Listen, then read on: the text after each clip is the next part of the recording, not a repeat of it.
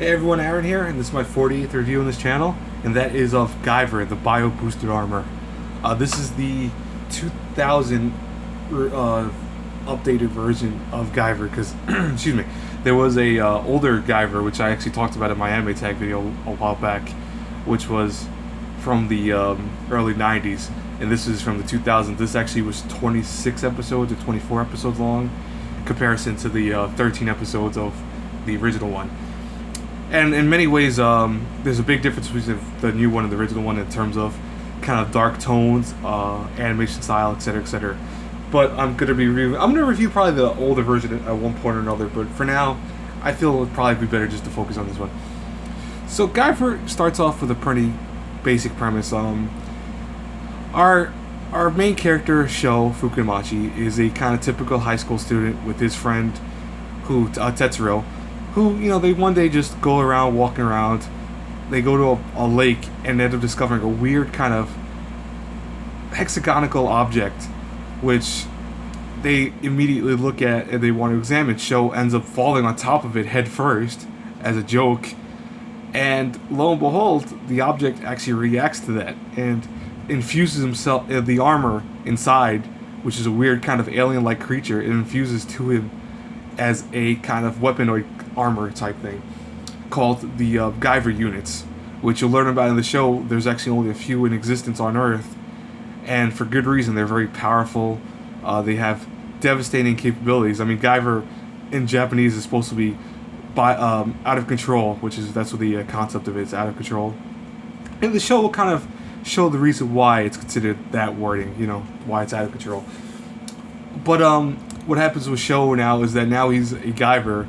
He has to also fight off these creatures called zoonoids, which are people that have been kind of fused with alien-like creatures and became kind of human-beast hybrids, which I think was always kind of a very meh kind of concept, because I mean it's been done in a lot of stuff before, but in Guyver it was always done in a really cool way. I mean, some of these creatures are terrifying, and that's one of the cool things about it, is that you get a lot of variety in terms of creatures design and stuff in the show. I mean, you don't get millions of monster types, but you do get like a dozen, and they look really good. Even the ones that kind of look bad still look good.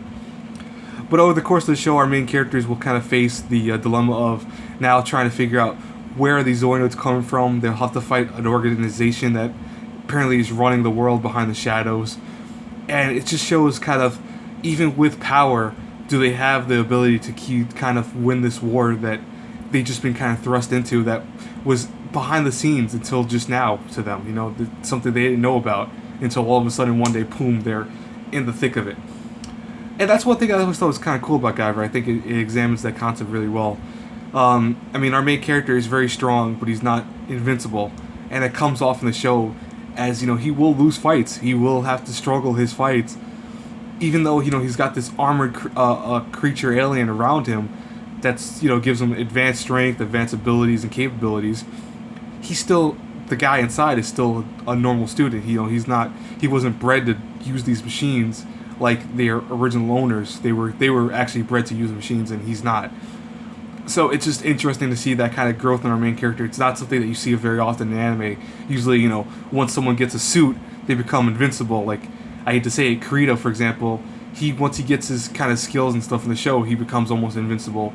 And, I know it's a whole different genre, and Sword Art Online's a different genre, but it's the concept of our main character, and that was invincible, and in Guyver, you'll notice that he is not invincible. He actually has struggled a lot of times during his fights.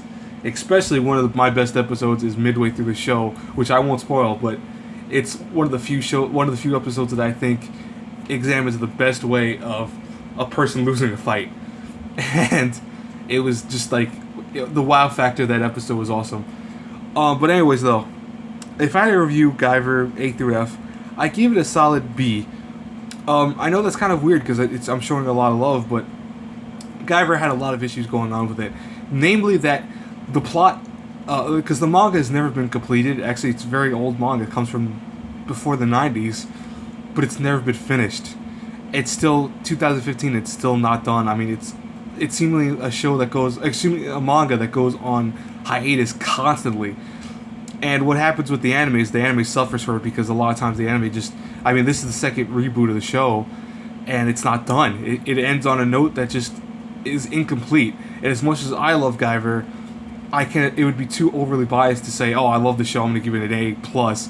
It's not that way. I have to give it a reasonable score, and I do think a B suits it perfectly, because there's going to be a lot of things people don't like about it. Again, the ending isn't good. The plot is again something that is very generic. I mean, I know it's got some cool concepts, and like I said, it's got the whole character being weak concept, initially, but it's something that it does have a lot of cliches here and there, and it's very easy for people who watch a lot of anime to spot out. But the show is something I still recommend watching because I consider it one of my top hundreds of favorite anime. It's just fun to watch. It's one of those shows that you will like it if you watch it, and it has some cool action. It has some a little bit of violence here and there, but it's not violence that's unnecessary or unwarranted. It makes sense with the show. Anyways, guys, that's it for this review. Like, comment, subscribe, the usual whole nine. And until our paths cross again in the next review, I hope you guys have a good day. Have a good one, everyone. Bye.